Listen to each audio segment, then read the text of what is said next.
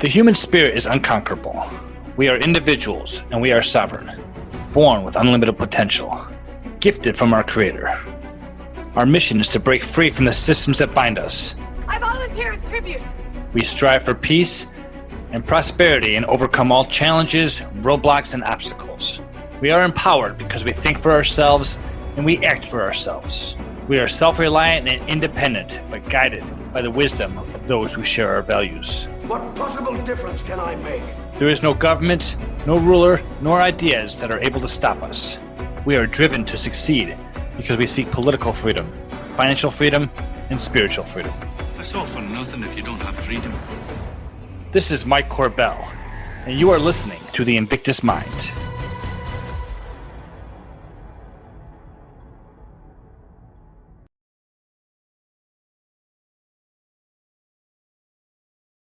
Hello, everyone. Welcome back to another episode of the Invictus Mind podcast, the show where we discuss how to become unconquerable and the principles of political freedom, financial freedom, and spiritual freedom.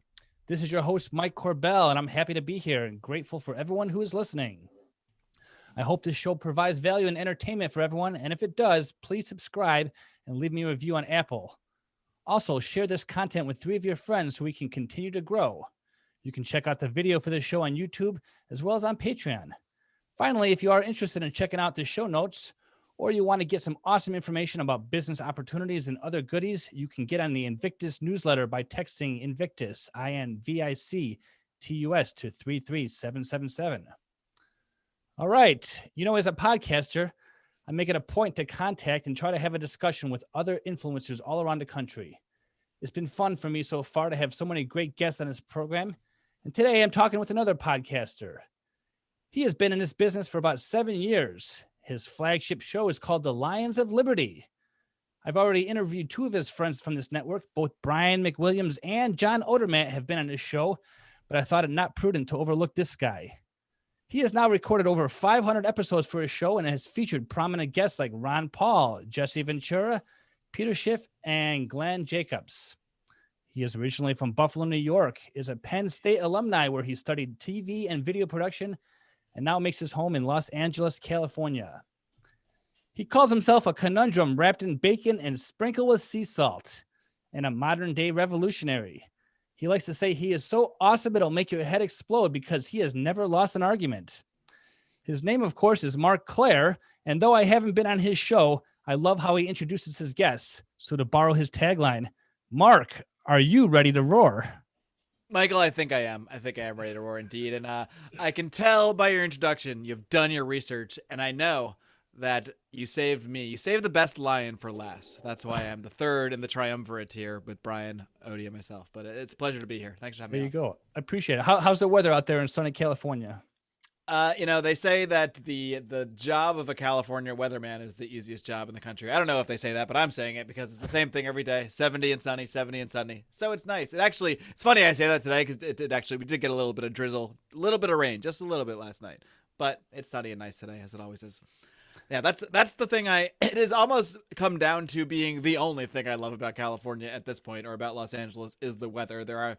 I'm exaggerating. There are things I love about living here. That's why I live here. But a lot of those things are not what they were.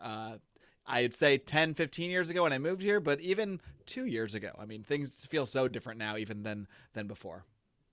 You must be referring to some of the liberal politics out there and some of the, I don't know if I want to call them crazy people, because there are some fine people from that state. But I've been to California about a dozen times. There's fine people in all parts of the state, My wife has never been to California, and she always says, I don't want to live in California. I said, well, let's just visit. It's nice there. But I think if you were here in Illinois, you would see that the politics are probably very much the same. But we do have 2 feet of snow to deal with that you don't have to deal with. So exactly. Well, exactly. That's exactly right. And I grew up on the East Coast. I grew up in Buffalo, New York, and as well as Connecticut in my teenage years. And yeah, I've seen enough snow. I've scraped enough snow off my car. I've been in it enough to know I like snow to visit. I like to jump in it for a few minutes, make a snow angel, go sledding. That stuff's all great. And then I'm done. I don't want to be in it. I don't want to warm up my car for 40 minutes every morning. I'm done. I've had enough. So I don't know if I'm going to keep living here in Los Angeles, but I'm definitely not going to be living full time anywhere. I'm sorry, Free State Project people, where there is snow year round. Very good. Very or good. even part of the year, I should say. Mark, I want to thank you for coming on my show. Obviously, I've had some other prominent libertarian podcast hosts and other people on the show, but I've really kind of paid attention to your change a little bit on your Lions of Liberty. The last show that I heard was episode 499. Obviously, 500 has not come out yet, but you had a discussion with Thaddeus Russell, and I found that quite entertaining. Yeah, I like that a lot. Well, one thing I like about that, and this is a thing that we discussed in our interview, he doesn't use the term libertarian. Like, I get if you were going to take all his political positions and list them next to those of someone who does call himself a libertarian, you're probably not going to find maybe any difference. If so, it would be very little difference, I would say, and he will say that as well. But he definitely rejects the label, and I think more so because he just rejects political labels. He rejects the idea of giving yourself a political label in general, and he makes a great point. Like, it doesn't really benefit the person with the label.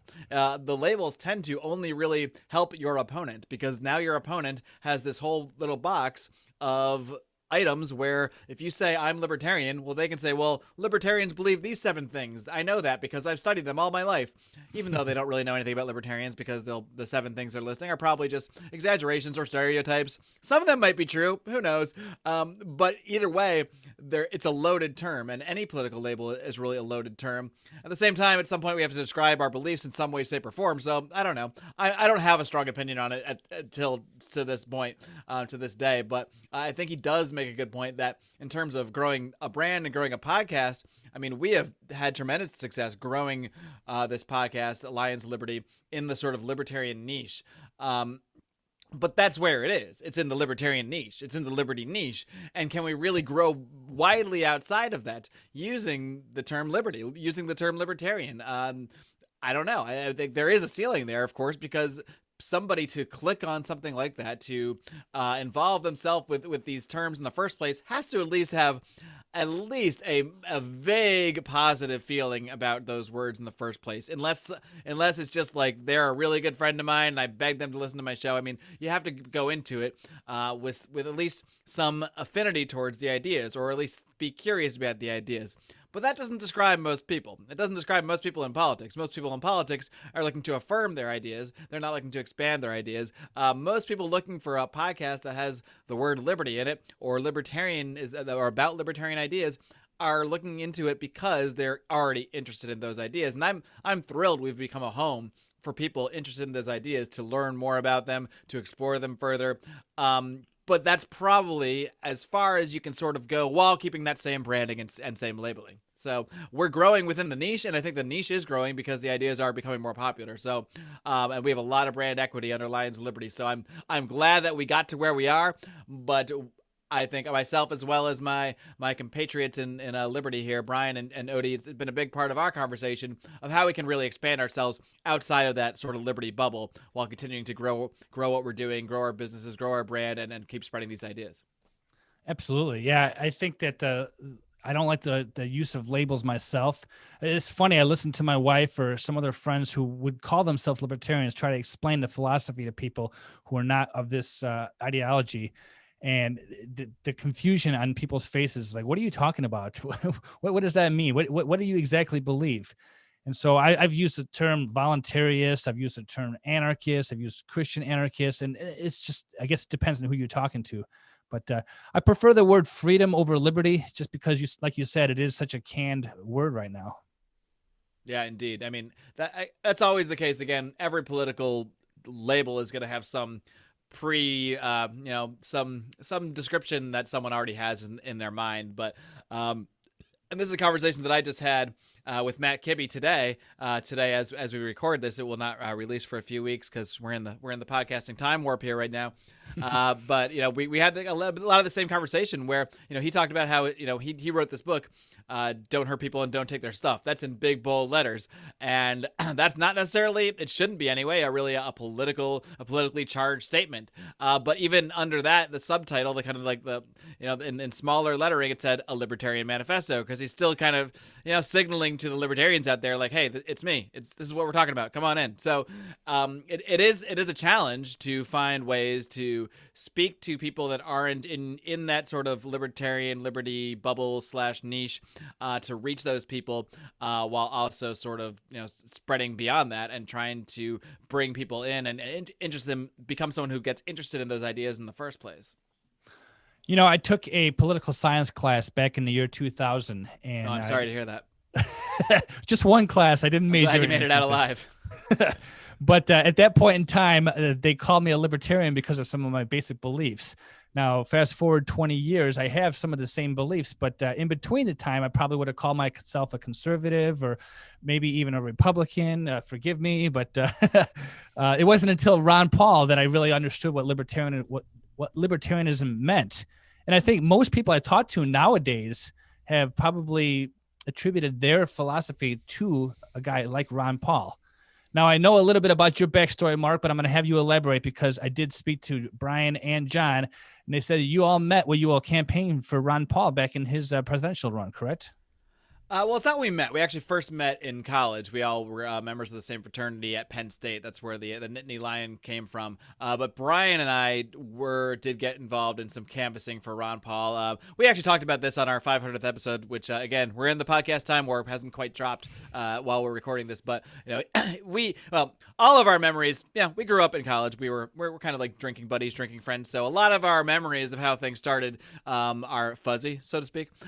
So I sort of remember having some conversation with Brian where I remember saying something and criticizing something of the government. I don't remember what exactly. And he said, yeah, man, the government's just all corrupt. And I just remember thinking like, I got him. I got one here.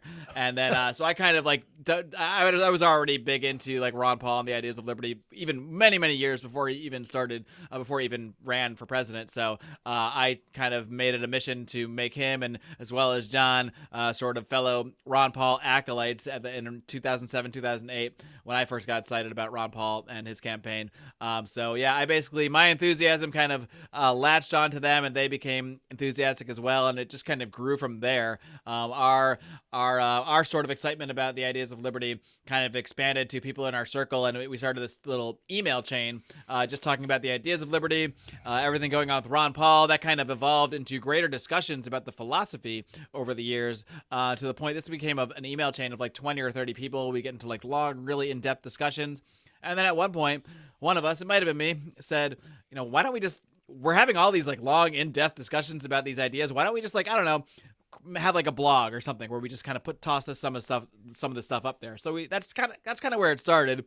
The blog turned into a website. Once a friend of mine saw, we just had like a website that it was like a blogger website, just a really rudimentary, garbage blog. And then a friend of ours just said, why don't we turn this into a real website? So we kind of made the first version of the Lions of Liberty website itself.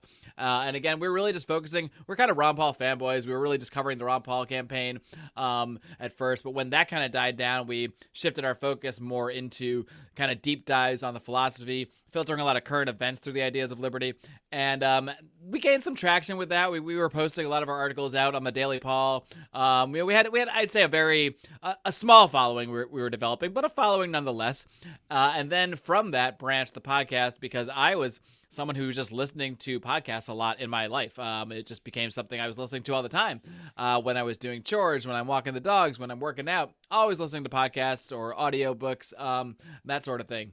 But I couldn't find, and this might seem crazy to you, Mike, but I could not find really hardly any libertarian podcasts. Now, this is in like 2012, 2013.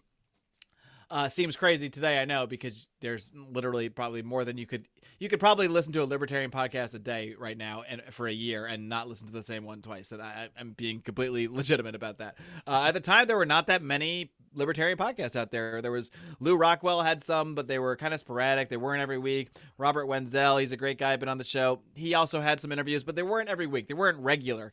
And I just wanted to like open my phone every week and get another interview with another libertarian about how they became libertarians and why they believe in these ideas. And I couldn't find it. So when you can't find something and you want to have it, you can do two things. You can complain about it, which I guess is what a lot of people would do. But I actually just decided to just make this podcast, and we already had somewhat of a platform with Lions of Liberty, so I just made it, the Lions of Liberty podcast, and it's kind of just spawned out from there.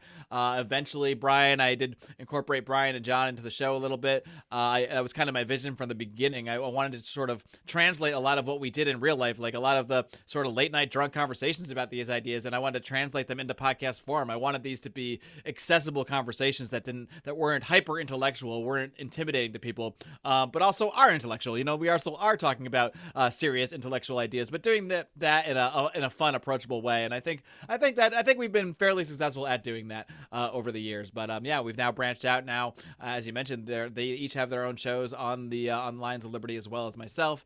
So we've got a great variety, a great mix. We all have similar principles, similar drives, similar passion and focus, but I think very different personalities too, and a very different approach to interviews, approach to tackling ideas. Yeah, and I'm grateful that you started a podcast. I got into podcasts probably late to the game. About 3 or 4 years ago, I got into them, but I was introduced to people like Tom Woods and Jason Stapleton, and then somewhere along the line, I found your network.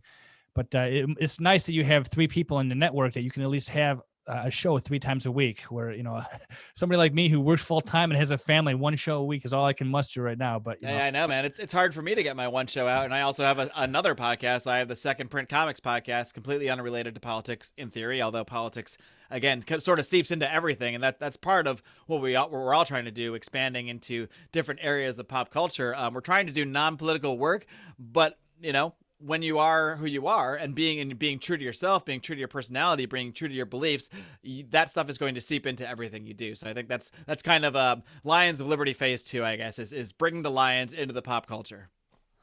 Awesome. Well, you got a background in TV and production. You went to Penn State and you studied that. Did you have the intention of working where you work right now when you were studying that in school?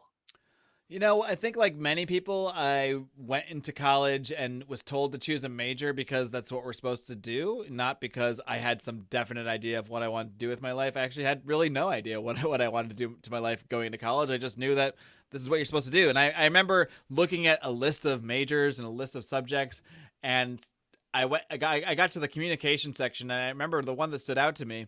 It wasn't TV and video production, which I ended up doing. It was actually journalism. So I actually started as a journalism major. That was what I thought I wanted to do. And then I quickly learned that what you were taught about journalism was not the idea that I had of journalism. I actually thought journalism was where you go and you launch an investigation and you expose Watergate, and you do big revolutionary things, and journalists like that certainly do exist. But they don't exist because they went to journalism school. All right. And if they exist and they went to journalism school, it's because they unlearned everything they learned in journalism. Because in journalism classes, it was the fastest way to turn me off from journalism was by taking journalism classes. Now I've sort of gotten back into my own form of journalism in a sense by doing the podcast. I mean, it is definitely a kind of journalism, doing interviews like I do. So maybe that I've come full circle in a way. But the way you're taught journalism in these courses is really, you're basically taught to how to write an unbiased article and how to not be biased. And it's very bland, it's very dry, and the one thing you notice about people that talk about being unbiased is that those are the people that are least aware of their own bias. Everyone is biased. It's impossible to not be biased. So true journalism to me is journalism that simply doesn't pretend to be biased. Doesn't pretend to be unbiased. That actually just reveals the bias. You reveal who you are through your journalism. And my favorite journalists out there are all people that I know their bias. I know where they're coming from because they don't hide it. They don't pretend that they are the final arbiter of all news. They don't pretend they are CNN, like they're the last bastion of true journalism or truth. No, they openly admit and describe their beliefs in life, and then you understand the filter that they're giving you information from. And that's actual journalism, is having all the information for yourself out there, including the bias of the journalist. Yeah, then you can go out and find the programs that you match with. If you like a certain bias, if you are biased that way, then you can find who you like. And if you want to hear the opposite of that bias, well, then you can do that too. But like you said, everyone kind of shields the fact that they're biased, and you think that they're just reporting the truth, and you can tell it just seeps into everything they say, and it turns a lot of people off. And some of my favorite journalists don't share my bias. I mean, I'm a big fan of Tim Pool, Glenn Greenwald, Matt Taibbi. These are all people that I think would probably be closer to Bernie Sanders politically than Ron Paul. But I also see them as true journalists, where they're actually trying to get towards the bottom of information. They're trying to be honest in their own reporting, and they're not pretending they don't have their biases. And that's why I really enjoy their work, even though I don't agree with a lot of the actual positions they might take while describing that, while describing a certain story or what have you. Mm-hmm. Now, I don't hear you talk a lot about your job, your day job on the podcast that you do, but I understand you work for the NFL Network, correct? I do, yes. So are there any concerns of you saying the wrong thing and maybe getting fired in this cancel culture that we live in? Yes and no. So let's see. Well, maybe this will be the one. Maybe this will be the time that happens. How do I put all this? And I did tell you that nothing was off limits. So and I meant that. So it's true. Why don't we start, Mark? I'm sorry. Why don't we start by you telling us what exactly you do for the NFL Network? And then okay, we'll start there. Yeah. So basically, I do I guess what you would call in layman's terms sort of like live video editing or very quick turnaround video editing. It's not the same kind of editing you would do like in producing a pre-produced TV show or a sitcom or a film. I do very fast turnaround editing that you see like in a sporting event, like a sport highlight, or when they go to a commercial break and you see a couple shots of like a cool catch. That's the kind of thing I do. So it's very fast turnaround kind of stuff. So I work on sports, I work in live events. And for the NFL Network specifically, I work on their studio shows out here in Los Angeles. So I'm basically compiling video that's coming down from whether it's video from practice, video from a game, sound bites from athletes, from coaches, and that sort of thing. That's all stuff that I'm dealing with. And yeah, I think this is actually the first time I've ever actually explained what it is I actually do on a podcast. I've mentioned where I work before, but yeah, you're the first one to actually ask me, so what the hell do you actually do? So thank you. Well, not a problem. I went to college for some multimedia production years ago, and I never got majored in it. I majored just general education, really. And I got a sales and marketing degree, but I was always interested in TV production. Although I finally, after 20 years from college, finally got into podcasting and everything like that. But when I heard it, I'm sorry.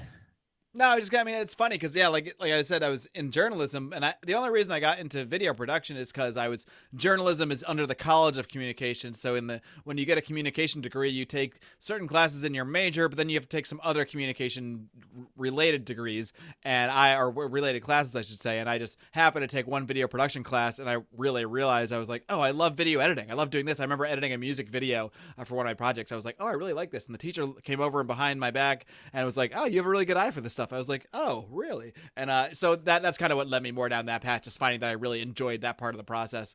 And I have a very like rapid fire brain. Like my mind is always doing a million things at once, which can be a hindrance in many things in life when I'm trying to wash the dishes, but I'm also thinking about bills I have to pay, and I'm also thinking about the podcast I have to edit, and oh my God, I forgot to go do this and that, and it can be hectic in there.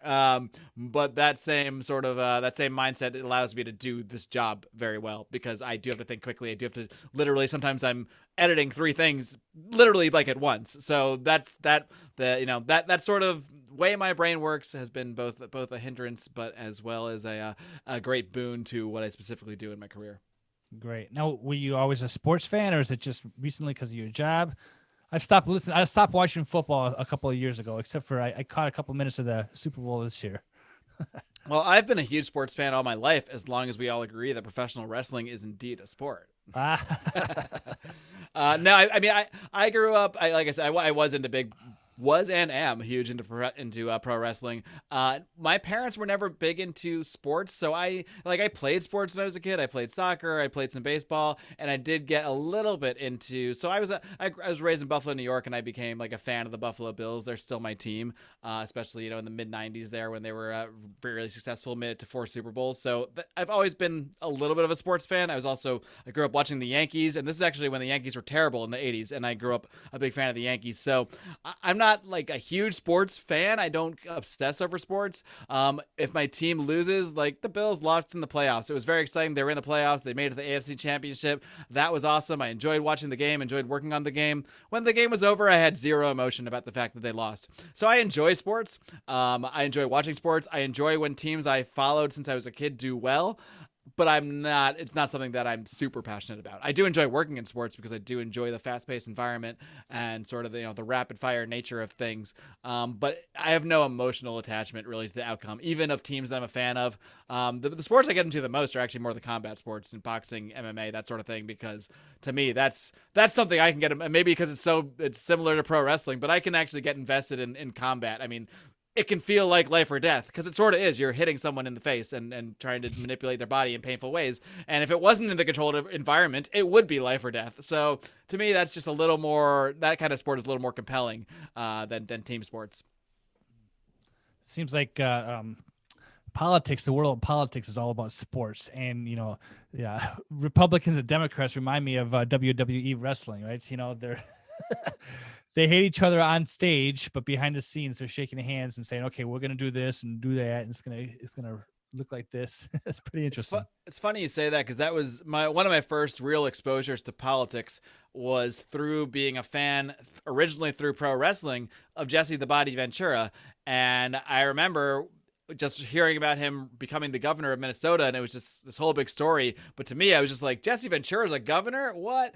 So I would follow him, and I started reading his books, and he really opened my eyes to a lot of how politics works because he described politics as similar to pro wrestling, where you would have this big battle, this big fight on TV. Democrats and Republicans would be yelling at each other or fighting over some big bill or involved in some huge scandal. And then just like he did with his pro wrestling buddies, because he was what was called a heel in pro wrestling, he was a bad guy, so he would go out there be doing dastardly things. But then after the match, him and his good guy opponent would go out and have drinks because it was all part of the show. And he said that was what politics exactly was, especially once he got involved in politics. He saw that even more so, that these feuds we see, these are literally TV shows. These are for entertainment. These are for consumption. These are not real. I mean, I'm sure there are people in politics that really hate each other, really love each other. It's probably not the people you think. There's probably a lot of people that like each other you think hate each other, and vice versa. I mean, I think I saw not long after, who was it? It was Kamala Harris and Lindsey Graham that I think it was Lindsey Graham that fist bumped each other on the House floor, and it was just going around. And people were like, I can't believe Kamala Harris would do that, would fist bump this man because he's a terrible, or vice versa. And hey, kids, this is how it is. These guys are all fist bumping each other after the fact. I wouldn't be surprised if Joe Biden and Donald Trump are fist bumping each other. I mean, the whole thing is a show, and the more we recognize that, the more we can properly navigate it. Yeah, you saw that with Donald Trump and pictures of Hillary Clinton and Bill Clinton at some social event, and you're thinking, wow, they hate each other, huh? And most people watching the news will think that, yeah, these are mortal enemies, but they all go out to the same social events. They all do whatever they do. It's them against us, but it is very sportsmanlike. Indeed. Yeah. So it's interesting that you said that you liked wrestling, and then you had a chance to interview both Jesse Ventura and Glenn Jacobs on your show. So what was that like? Well, Glenn was actually the first one I interviewed. I think it was maybe I want to say my 6th episode, 8th episode, one of those. It was really early. And it's something that it's a story I bring up a lot because I want to use it to encourage people to reach out beyond what they believe to be their scope in life. Because when I emailed Glenn Jacobs, he'd done a little bit of political writing and started doing some writing on like the Daily Wire or Daily Caller and LouRockwell.com. So I knew he had been a little bit open about his political beliefs.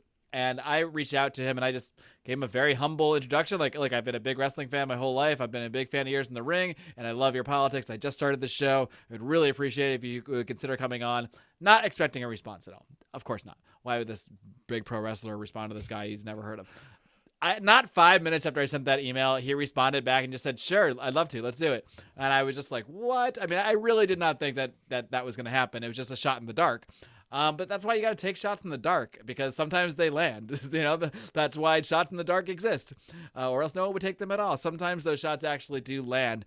And I was so gracious that he would take the time of day to give me and come on the show.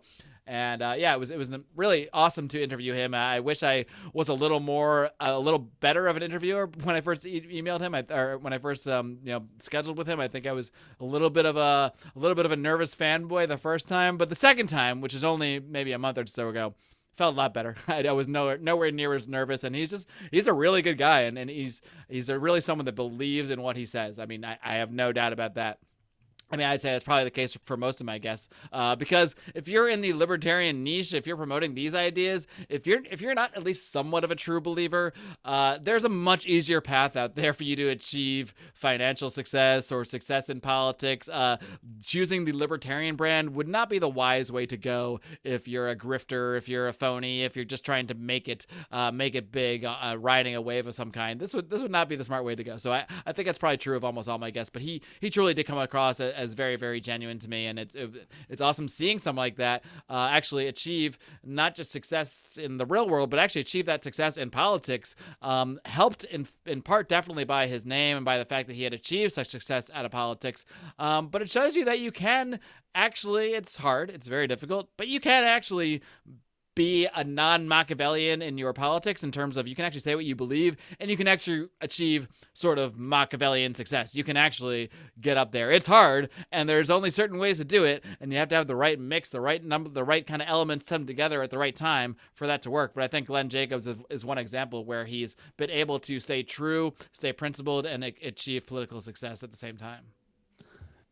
Yeah, Mark, I don't want to focus too much on just libertarian politics here, but you said something when you were talking about that intrigued me, because I'm a relatively new podcaster. This is actually my 55th show, so you got about 10 times more shows than me, but it's interesting because I find it very easy when you actually reach out to somebody. You say shot in the dark, right? Hey, would you come on my show?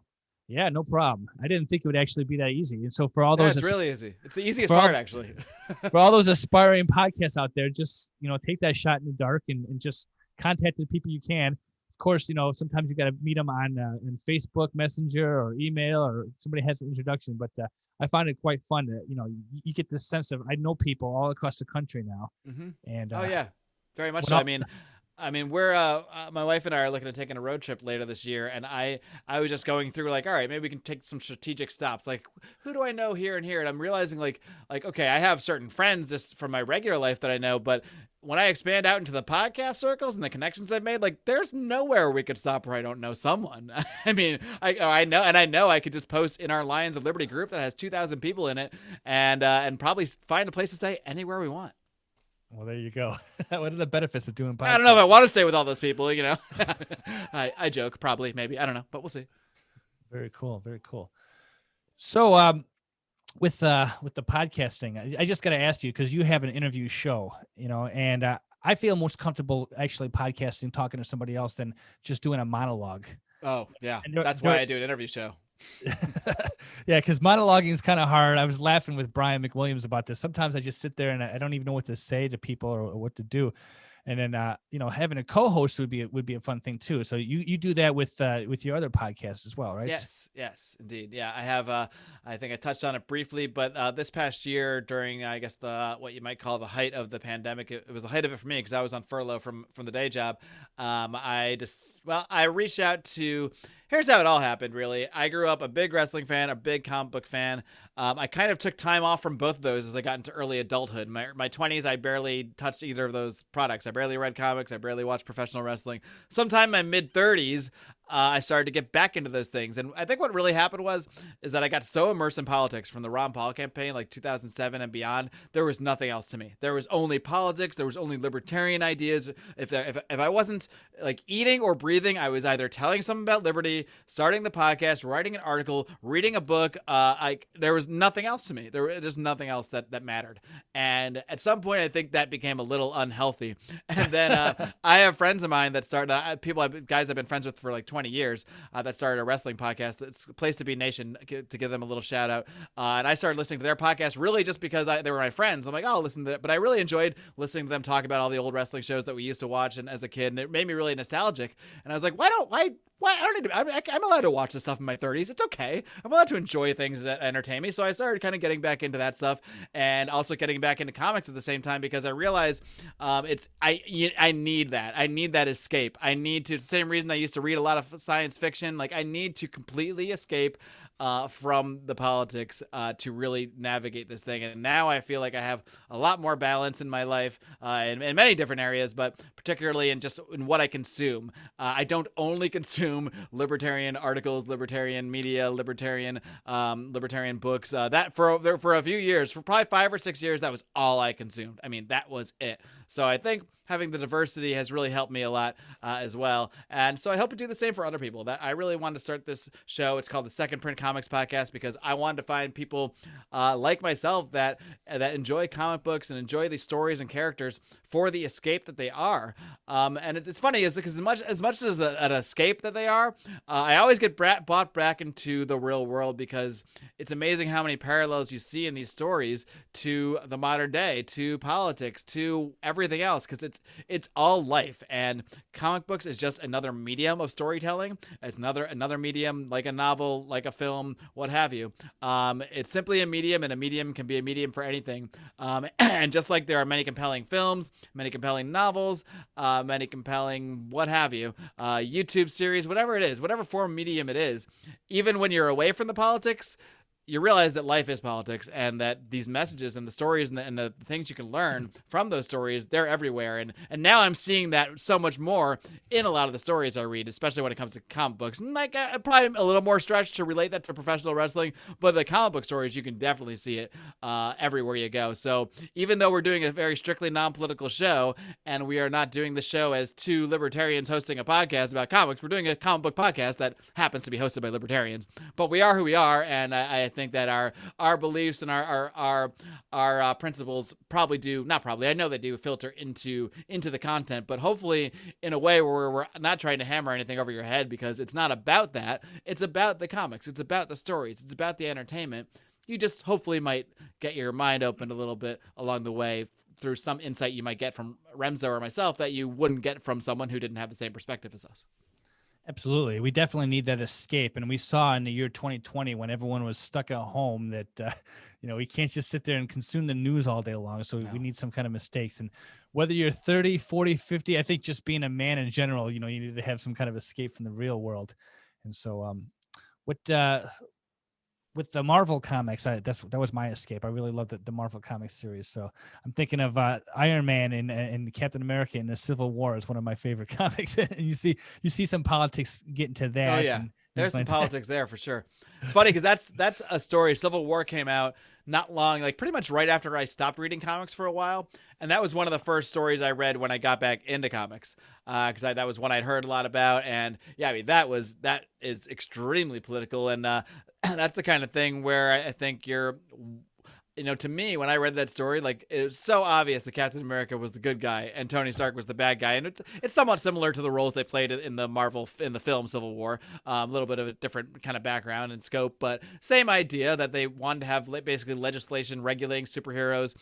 In the Marvel comics, the big thing about that was, in the movies, it's about regulating them and controlling the, where they can fight. In the comics, it was about revealing their secret identities. That was what became a big thing, because they don't really do this in the movies. They don't really have really secret identities. I think in the MCU movies, it's mostly like this guy is this guy and everyone knows it. But in the comics, like secret identities are a big thing. Having a secret identity is what protects people's families and what have you when they're out there creating enemies and doing heroics or what have you. That was really the crux of that, of whether all the heroes should have to register with the government. And Captain America was like, no, we can't do that. That's wrong. And Tony Stark was like, yes, you should. So I was on Captain America's side during that, as well as during the movies. But reading that after kind of being in politics for so long and having not read the comics for so long, I was like, oh wow, I want to say it's a libertarian story. It's not a libertarian story. There just is a libertarian perspective in that story, I'd say, from Captain America. And because I'm a libertarian, that's how I see it. You might have another political view and see it as a different kind of story. You might see Captain America as the bad guy if you have another sort of point of view. Well, I'm on Team Cap, just like you. So that's excellent. That's good. Awesome. Well, so what I'm trying to say here with the comics and everything like that, and with the sports, and it just seems like, like you said earlier, politics just doesn't seem to be the idea going forward. I think that I really liked the conversation you had with, going back to Thaddeus Russell, and I think which one did I listen to before that? You had Buck Williams on your show before that, and talking about the Buck future. Johnson, yeah. I'm sorry, Buck Johnson. Yep. Yes, I'm having him on my podcast. I should get his name right. It's the trial run for his show. You practice his Exactly. name with me, and then you'll get it right by the time you talk to him. There you go. No, but what I've been really interested in, so I'm going to diverge a second here. You know, I've been listening to Jason Stapleton for a long time, and I know that you and him have been podcasting together, and he has this idea about how we can change the world. You really can't change the world from the political perspective, especially if you are a libertarian. You know, getting elected is hard enough, and then getting everyone to agree with your ideas. But what I like to do with this podcast, Mark, is really focus on some of the things that we can do to not only promote liberty, but to better ourselves in the future. And I think that conversation that you had with Buck was awesome about some of the other alternatives that we can do instead of focusing only on libertarian ideology then. Yeah, indeed. I mean, I think that's kind of just the direction I've been trying to go with so many things. Is especially with my flagship show. Yeah, I think for the first 5 or 6 years, almost every interview I did was looking to kind of break down the libertarian philosophy, or dive really deep into libertarianism. And now, over the past year and sort of going forward, it's still the same show. It still is about liberty, but I really want to focus more on how people can achieve more liberty in their own lives. There's plenty of material now out there between 5 Years of Lions Liberty and plenty of other books and podcasts. Everyone has tackled the libertarian philosophy, so I don't know that there's that much more work I need to do on that myself, but I think there is a lot more work that needs to be done in encouraging people to be outside of that. Don't be what I was for 6 or 7 years and focus only on libertarian. You're going to lose your mind, and you're probably not going to win that many people over either. That's the thing. You're not going to win that many people over by just being that libertarian guy. In fact, you're going to turn a lot of people off. How you're going to win people over is if you're that awesome guy or that amazing chick. That's how you're going to win people over in whatever it is you do. And it doesn't matter what that is. Because no matter where you are doing these things, if you're successful, if you're applying yourselves consistently, if you're being stoic, if you're leading a good example, if you're speaking truth to power, if you're being a good husband, a good father, a good friend, these are the things that actually matter in life, not the politics. And this is from someone that hosts a political podcast and talks about politics constantly. But it's the truth. And it's one thing that I've definitely learned over these years is that your politics have to, they can only be like a reflection of who you are, but you have to be who you are. You have to be that person. You have to be that leader. You have to be that example that people want to follow. You have to be someone that people admire. You have to be someone that people want to know what makes them tick. You have to be someone that people want to look at and say, what's that guy all about? How did he get where he is? How come people like him so much? Why do people listen to that person? And the reasons are never going to be because they're a libertarian. But if you have all these reasons, if you have all these admirable qualities, if you are successful in so many areas of life, and then you happen to be a libertarian, well, that's how people are going to start to listen to your ideas. When they say, oh, wait, this guy I already respect in this one area of life. Like I know Buck, for example, like you said, is big in, he's big in the fitness world. So if he goes around the gym and trying to tell everybody why they should be libertarian, it doesn't matter what they think of him. He's not going to win people over. But if he goes to the gym and helps people out and, teaches them more about fitness and is helpful to people and providing value in their lives and becomes a friend to those people and becomes a leader in that fitness community, which he has done, those people are then going to want to listen to what he has to say in other aspects of life. So it's the same idea, but it's putting your life and putting the important things first. And that's how you're going to attract people to listen to your message. And I think so many people, including myself for a very long time, have put in libertarian, liberty, whatever it may be first. But then when that's first and that's all you have, well, look around you. What else is going on? Like, are you unemployed? Are you living in your parents' basement? I don't want to, propagate these stereotypes. But if that is your situation, then maybe put the book down for a minute. Actually, maybe try to improve your own life. Try to find some skills. Try to become a leader in your community. Start doing things. Start a business. Send an email. Take a shot in the dark. Learn a new skill. Get out there and improve yourself. And I'm not saying give up learning about libertarian ideas and give up learning about. Please keep listening to Lions liberty, please. Consume this material, expose yourself to it, but don't make your life centered around it, because it's not going to bring you happiness. It's really not. It's not going to bring you happiness, because you're just going to get more insulated and realize more and more that not everyone around you agrees with you, and that your methods are not working if you're just telling them over and over why they have to be libertarians, why they must think this way or that way. But you're really not going to be effective if you're not doing it from a position of leadership, from a position of from already being someone that people want to follow and want to admire. That's the only way you're really going to change people's views on things. If they see what you're doing in life and they appreciate what you're doing in life for non-political reasons, that's what's going to make them actually care about what your politics are when that stuff comes up. I think that's perfect the way you said that. I'm thinking of the red pill, blue pill, but then you introduce the white pill and black pill, right? Yeah. I think that once you take and for those who don't know what that is, you can probably read Mark's article that came out about the red pill and the blue pill. Yes, follow me on Substack. I'm trying to build that up. markclair.substack.com. There you go. But once you take the red pill, right, you can continue taking that red pill, and it eventually becomes a black pill, and you become discouraged and you lose all hope. And so I like to take the white pill perspective that there's always hope and opportunity in the future. And somebody introduced me to the clear pill. I don't know if you've heard of that one, Mark, but the clear pill is when you basically become an agorist and you just kind of get yourself out of the political system and you say, I don't need them, and this is how I want to live my life. So.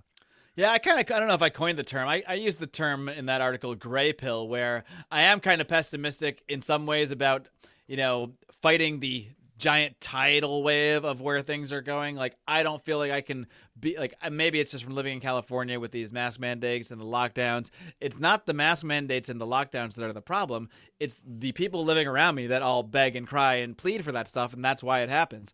So I've been a little bit black-pilled, I guess, in that sense, just seeing the way things have been around me. But I've also been white-pilled in the sense that I really am more optimistic than ever. There's so much opportunity out there for individuals to have an impact, for individuals to impact themselves, their family, the people directly out them. So that's why I kind of called that a gray pill for myself. It's kind of a merging of the white and gray. But I like clear pill too. That's an interesting one. Maybe that's what I really believe at the end of the day. There you go. So where do you see yourself in the next 5 years, Mark? You continue doing this show, or you can start a business of your own? What's going on with your future? Very good questions. Very good questions. I definitely have plans to do some different things. I don't know what those things are. I'm trying to tread lightly here, Michael. As you can see, I'm currently employed by a full-time employer, and I appreciate that employment. Let me just put it that way, because it's actually been amazing for my life to have this stability over the last few years. Because for about 10 years before this full-time job, I was purely freelance. I worked only in the freelance, doing freelance TV production stuff, the same stuff I do now, but kind of every month getting new jobs and booking, and really having the stability of that job has helped me to be able to focus more on growing Lions of Liberty, because I'm not always chasing work constantly. So it's actually been a great thing to have a full-time job and have the insurance, and it's really helped me in life in many, many ways. At the same time, you can only go so far, I think, in a giant corporation in the United States. And I think, I was put on furlough during the coronavirus pandemic this summer, and it really, really drove home to me that as much as I know I do good work, as much as my boss and many other people around me appreciate my work, producers I work with, directors I work with, I know they all appreciate my work, and I know I do great work. And I also know it doesn't matter at all. Ultimately, it doesn't really matter, because doing great work isn't really necessarily how you succeed and go higher and higher. Now, I don't really have aspirations to go higher and higher and higher in exactly what I'm doing. I want to go in a sort of different way. So I appreciate what I do. I appreciate what I have, and I appreciate what I've had over the years. But ultimately, we are all cogs in a system, and we are all very, very replaceable, and we are all going to be replaced in some way or another, whether it's by another human or a robot or some software. It doesn't matter. A lot of what we're doing is going away. So we can either just complain about that and be sad about it and worry about the future, or we can plan for that future. And that's what I've been trying to do with my own life. I am trying to branch off myself into various different outlets and businesses. I'm trying to build up my Substack that I just started this year. I'm going to start trying to grow that a lot more. I'm also trying to offer my own services outside of sort of in the podcasting realm. So I'm actually working with one client right now to help grow his podcast, his own podcast.